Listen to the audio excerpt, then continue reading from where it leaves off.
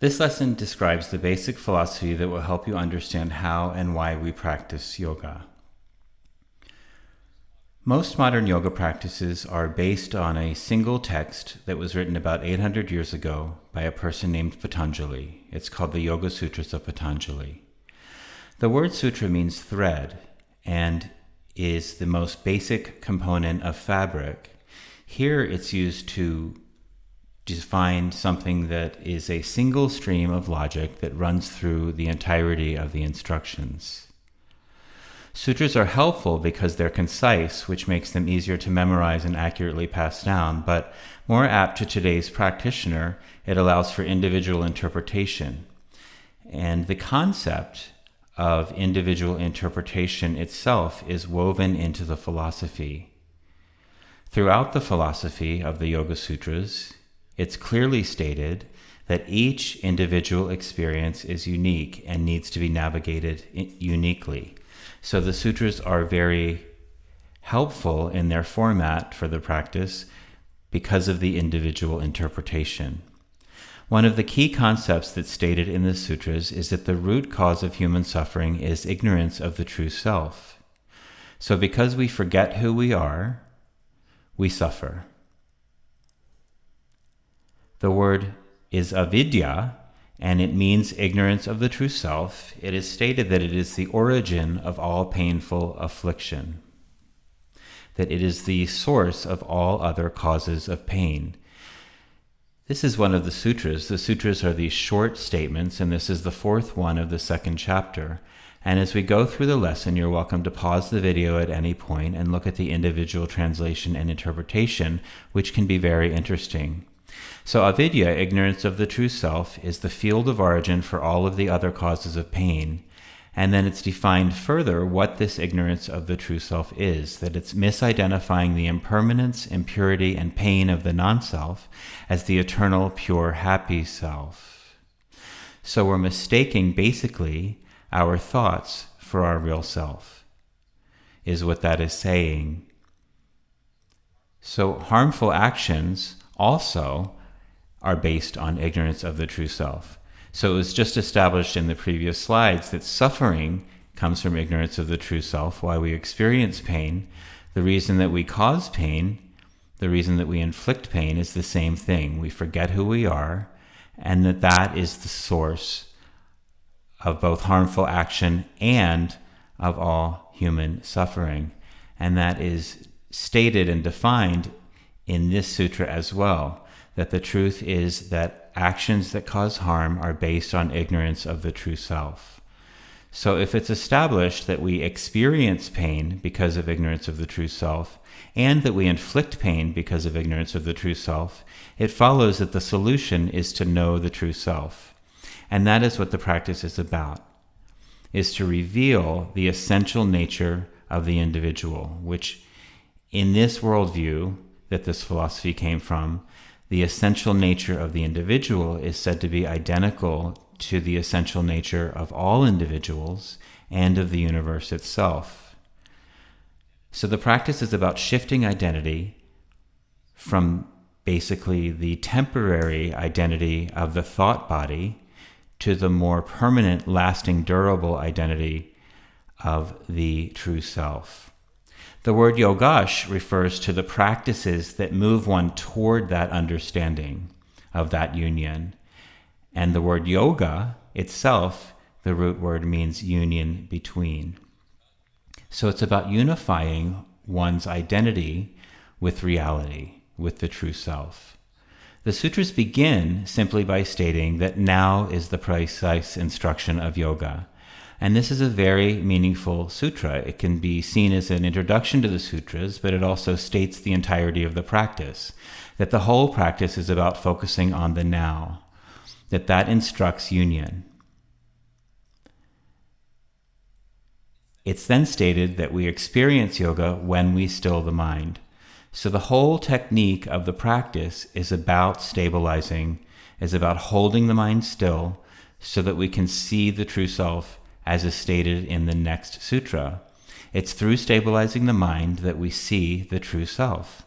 So in a physical yoga practice, like you're probably interested in because you're taking this course, the way that we stabilize the mind is by focusing it on a particular detail of the physical body and doing that in a sequential way for the duration of a practice.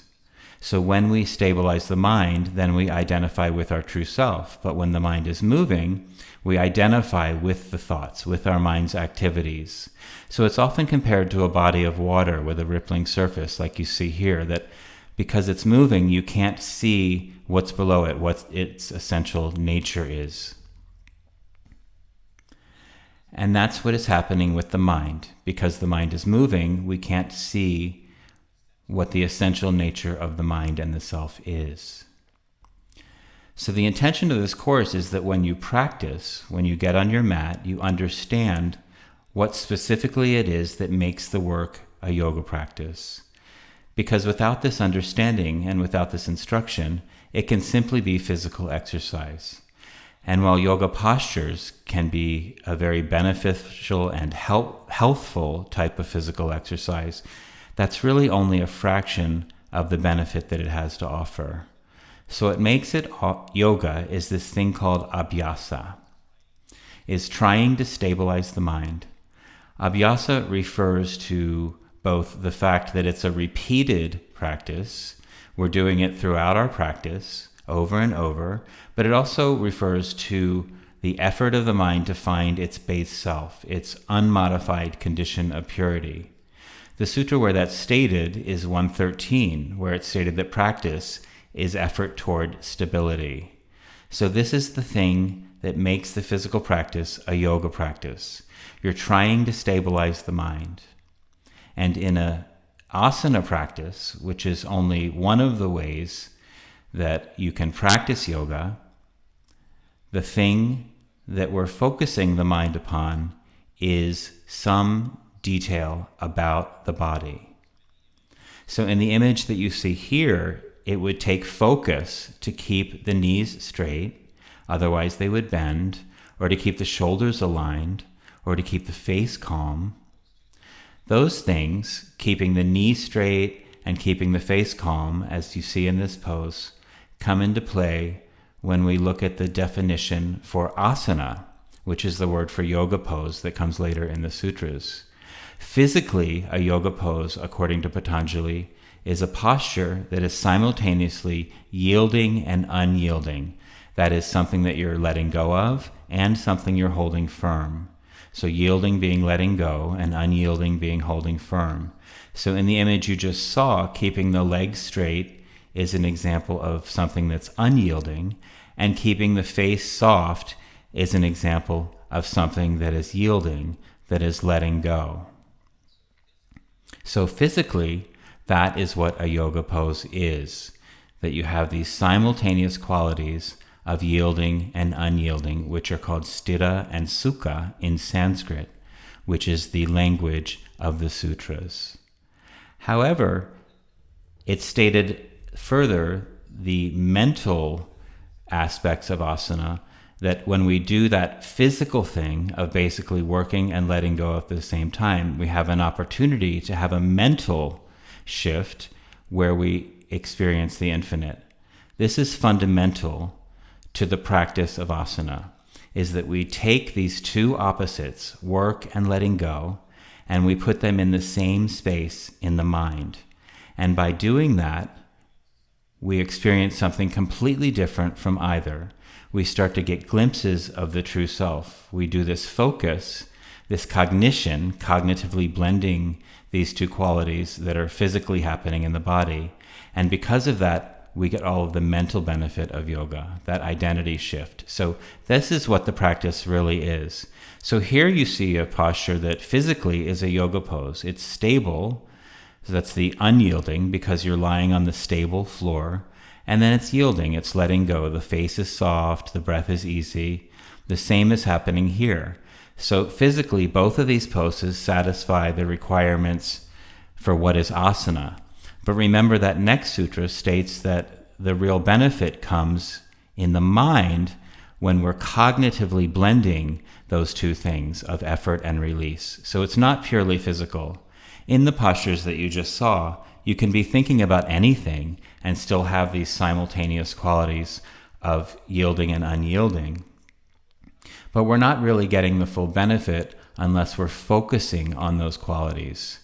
And so all of that is to explain why we do a lot of times difficult things in a yoga practice, because we want to have to focus. We want to have that cognition, that mental process of having stability and ease, which here could only be physical.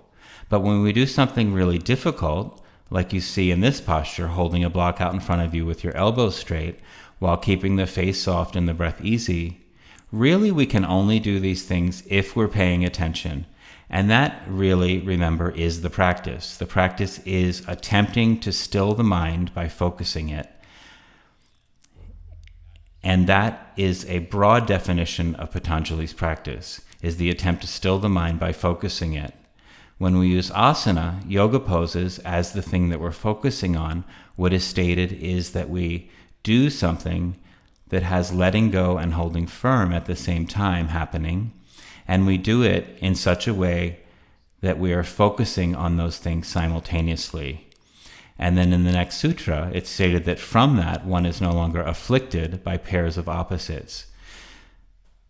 So there's this natural habit for the human mind to put things into pairs of opposites, into binary qualities, that something is good or bad, you like it or you don't like it. And what Patanjali states is that that causes problems for us, because the universe is not really like that. The universe isn't divided into pairs.